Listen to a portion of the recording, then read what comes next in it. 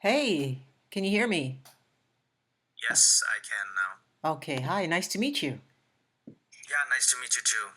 All right, How are you? it's good to see you. How do you pronounce your name so I say it properly? Just as it is, Arif. Arif? Okay, nice to meet you, Arif. I'm Stephanie. You can call me Yeah. Steph. So, can you Yes. tell me a little bit about what you do in the 3D animation industry? Well, I work as a generalist. I work in 3D animation. I worked in advertisements and tutorial videos like explainer videos. I also work in VFX. Recently worked in an Al Pacino film, Lear Rex. I think it is gonna come out within several months. The release date is March. Have you heard of it? What's the name of the movie? Lear Rex. Oh, okay. The Shakespearean drama. Oh, no, I haven't heard of it, but in my defense, I don't watch too much TV, so Yeah, okay, but you know Al Pacino? Yes, I love Al Pacino. I've seen him in Godfather, seen him in Yes. Devil's Advocate. Great guy, great film. So I work as a remote VFX artist here. So I live in very far from USA. I live Yeah, in Bangladesh. Bangladesh. So Okay, mostly I had to work remotely okay. with the team. Hmm. So that's a bit about me and the works that I did in Upwork. It's just a side hustle Okay, to my regular commitments. okay. So what softwares are you proficient in? What do you use most for your work? It depends on. I'm a software agnostic. That's why I was eager to. That's why I replied to your invitation Okay, because I've worked in many softwares. I mean, when I first started learning in here in my university, they taught us Maya. I started out in Maya, but hmm, then I worked in a TV channel in this country. They worked in Cinema 4D, so I got myself used to that. But right now, I'm working a lot in simulation and stuff. So at this moment, my go-to software is Houdini. wow, Houdini. Okay, that's awesome. That's really awesome. Okay. Um, I saw you do a lot of Unreal Engine. You said you're a VFX compositor and Unreal Engine developer. Yes, yes, Okay. yes. I mean, Okay. I also worked in a game industry for a few years, so I had to do animation, mocaps, transfer, and do work a little bit in gameplay design like this, like adding. So that's why I added it in my profile. I worked in several Unreal Engine projects, and for freelance work from Upwork, I worked in debugging mostly. Many clients had an issue with their game, so they sent me the files, and I just sorted out the issues, and that's my Unreal Engine experience. For motion graphics, mostly 3D motion graphics, I mostly use Cinema 4D, but that's my Unreal Engine experience. Oh, okay. Okay, cool. Um, have you used Blender for motion graphics? Not yet, not really. Not really? I, Okay. I mean, I saw there were a couple of plugins good for Blender, but as I mostly was used with the Cinema 4D's MoGraph, I didn't want to switch. Okay, I see. Do you have Cinema 4D installed on your PC currently? Of course I have. I haven't opened it in a bit. Let me check. Yeah, I have. I have three versions. Oh, okay. Okay, give me one You moment. want me to open one? Yes, that's actually part of what we're going to do today. Before we get you into our software, what I'd like to do is learn about how you do really simple things in other softwares. So, do you have Blender installed as well? Of course. Okay. Blender's the best software to have in any PC. It's free and available all the time. Right. So, what do you do? I mean, I talked about me. I haven't Don't worry. told anything Don't worry about you. about me. We'll get to me in a moment. Right now, let's focus on the software. And okay. Can you do you mind sharing your screen and opening up Blender? Before we while we do that, can you please give me your PC specs? Okay, hold on. Let me just share my screen and show it to myself. Okay. It'll be easier than Okay. speaking out.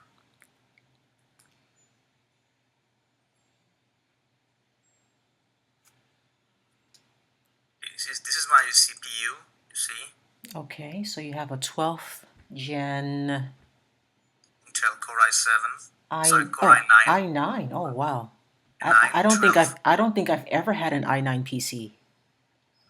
I've Well, only I was going for a Threadripper, but in my country it wasn't available back then, so I had to oh, settle with Core i9.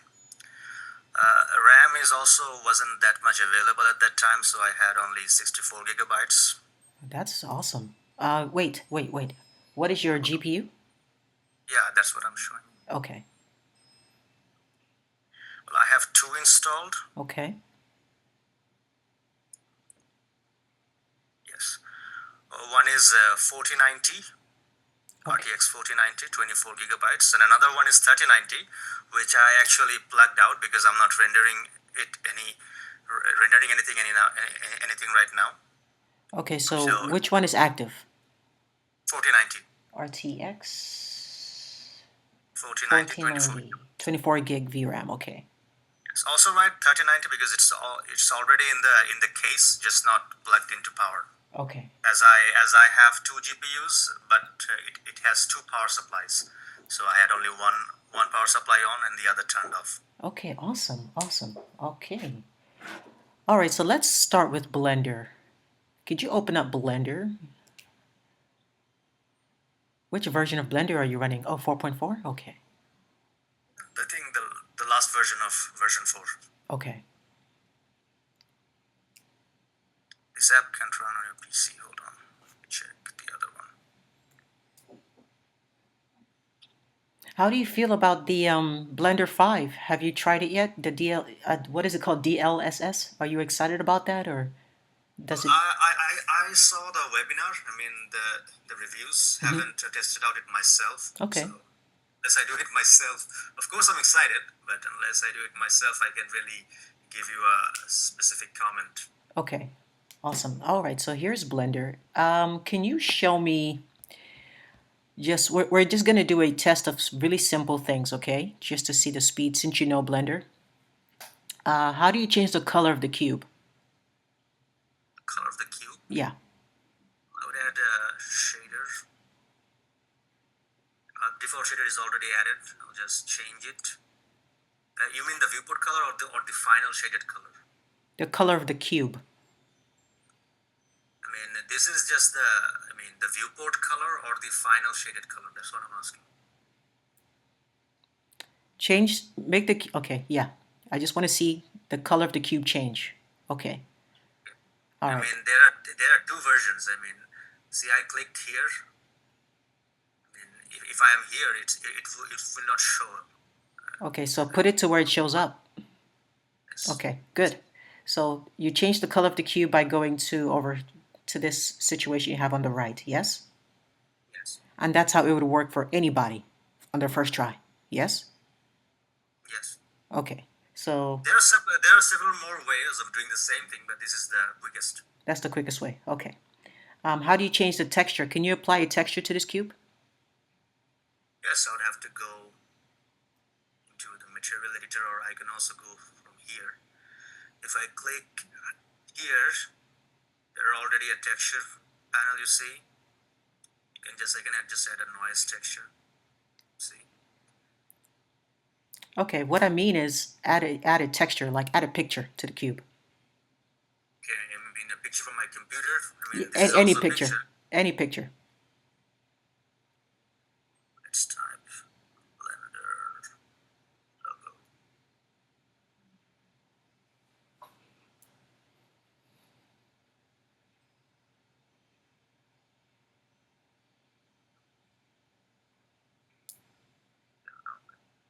Work or not? Online being Jesus something.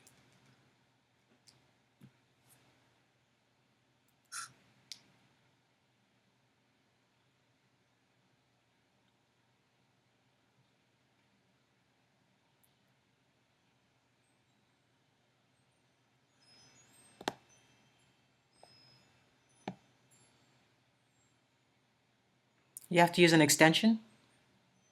I think I have the node wrangler doesn't turn on. It's actually a think of some shortcuts. See. check if I have the road wrangler on. It's not necessary for this. See, Okay, I'm I just want saying you I that. want you to show me without using any plugins how a if you were just Well, to it's a default add-on. I mean, every Blender artist uses it. okay, It should be turned on by default, but it doesn't. okay. Let's try. See, I'm doing this. I'm connecting this to this. Then I'll be using another one called texture coordinate. So this 4 steps are actually done in a single Control T. If I had pressed Control T and that extension was turned on, it would open.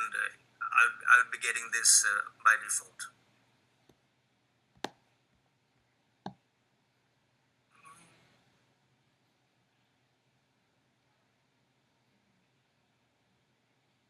Did I not download it?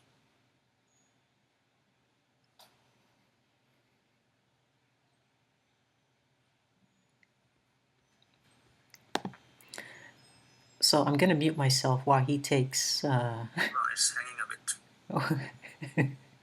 this is exactly what we wanted you guys to see. Blender logo It's is taking an experienced Blender user over 10 minutes just to add a texture to a cube. Yeah. there's something. Can you see? Yes, I can see.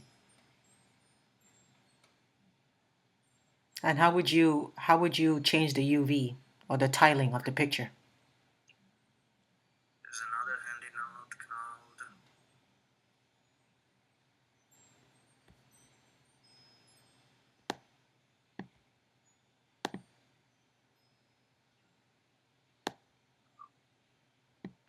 Let me see the add-ons.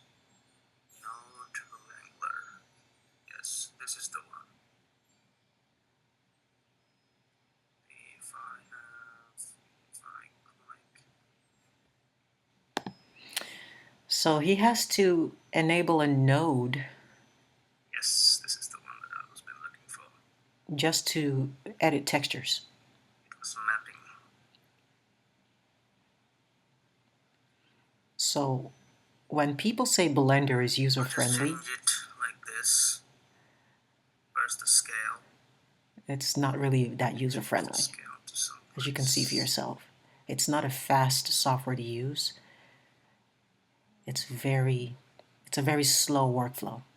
You need an add-on for everything. Every little thing you do, you have like to have an this. add-on.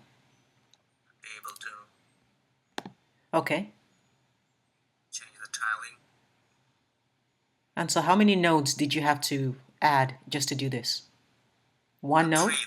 It's three. Those three? Okay. It's three are the requirement. That's why I was searching for the add-on. Okay. It automatically adds this three. Okay. Now that you have this cube, if you wanted to make something like a grid distribution, like what you would do in MoGraph, does Blender do that? How does Blender achieve that? Can you distribute this cube as a grid? I think there should be a modifier. I'm not familiar with this MoGraph thing in Blender that much, but Okay. as far as I remember, it should be in the modifiers, and there should be something called array or something. I mean, that should be the same thing. Okay, yeah. I think here is the array. Okay. Something like this. I mean, Cinema 4D has something built in. Like the Here cloner, you have to. like a cloner, right? Yes. Okay. Cinema 4D has a cloner.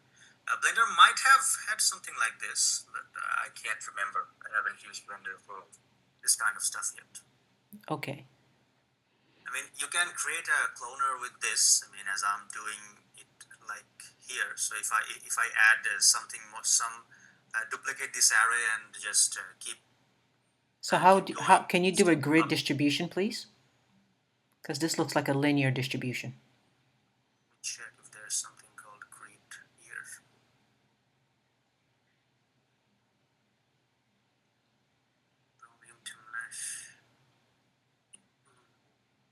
think Blender has it by default. Okay. You have to build it up.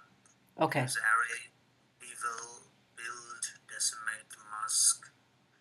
No, I don't see anything that will create a grid distribution by default. Can you please animate the cube just moving up and down? Sure.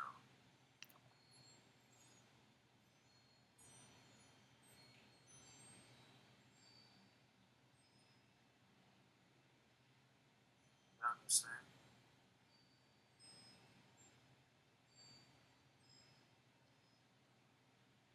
Blender is actually Z. Forgot.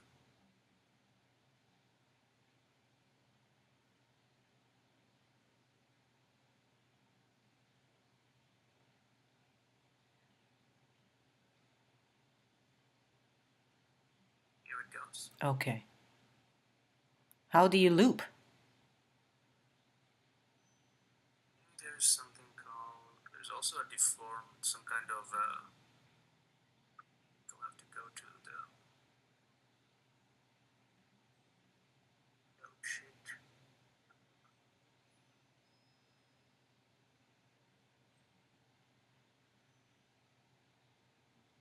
There's a way to manually loop it.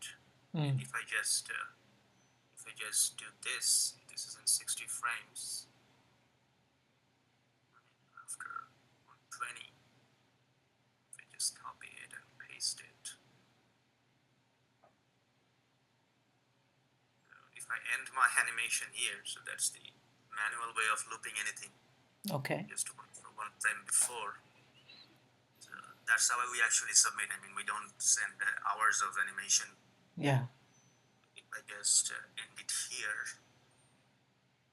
there should be a way to check where's the root end is 251. So that way Okay. it should loop.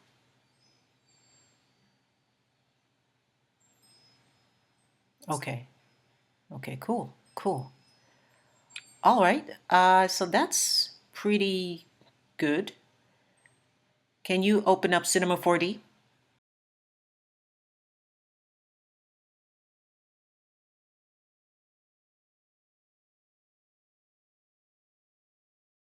Of my CPU. Oh, So okay. it's a pretty powerful CPU. Yeah. Okay. All right. So in Cinema 4D, could you please add a cube? I'm gonna do the same thing. How do Yes. you how do you color the cube?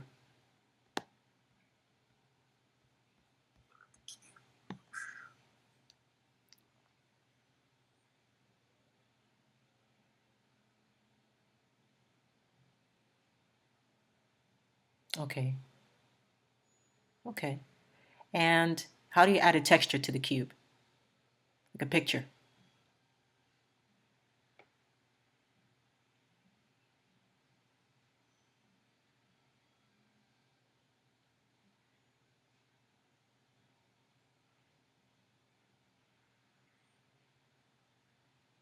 Is this a node? Is this considered a texture node? Exactly. Okay.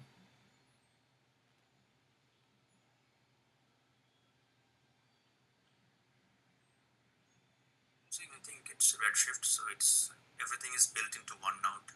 You Okay. don't have to take more nodes. Just have to change the path here.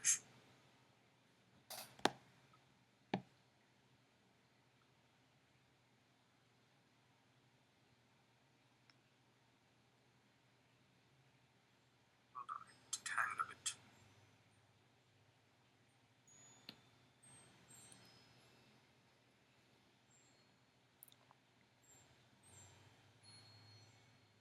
Okay, cool. Scale up and down. Here's this. Okay.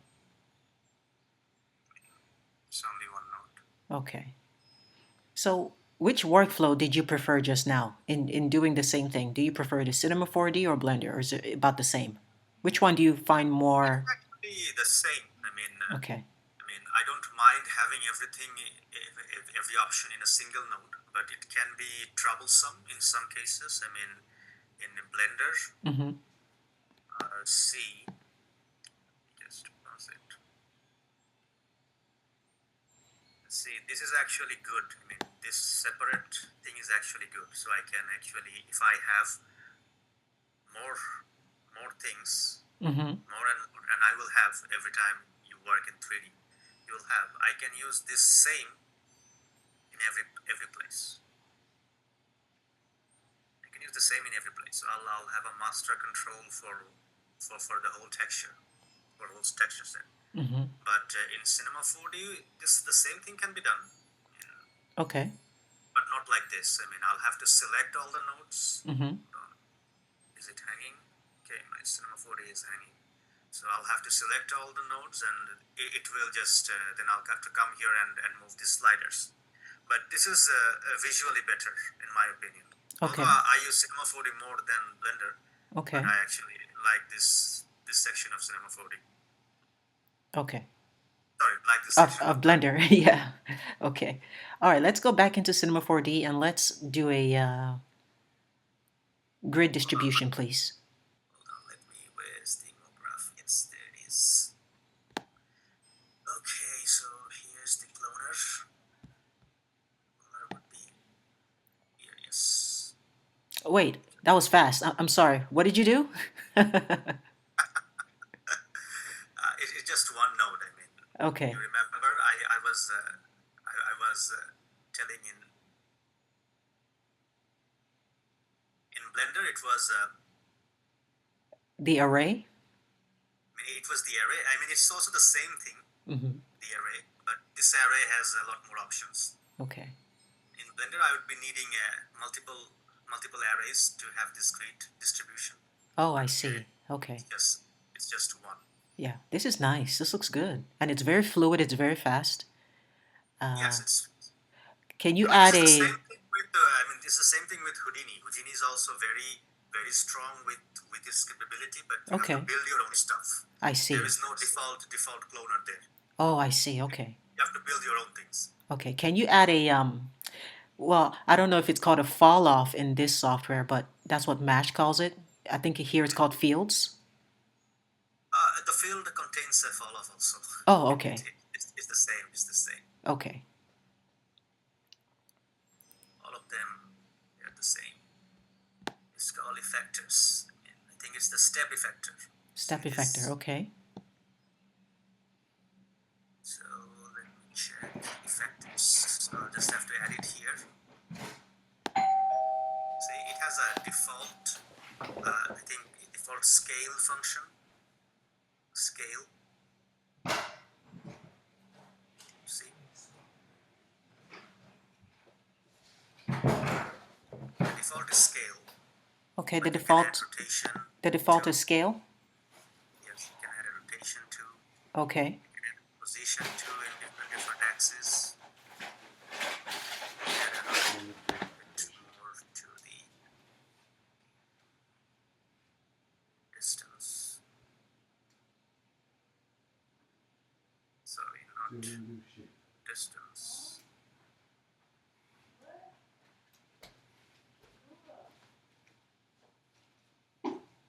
See? There is a follow. From small, it's getting bigger. Okay. What I mean is, are you able to move the fall off or field so that the effect is applied to a specific area? Oh yes, there is some called, I think, there is something called here like a box. So, Right. where is the graph? Yes. Or is it the other way around? Everything has a box.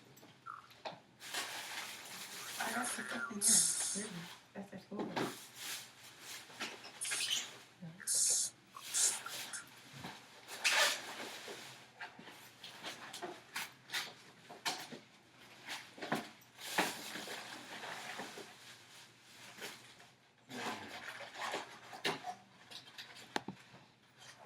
So this would essentially apply the step effector to the area where the box is, correct? Yes, I think I should add here.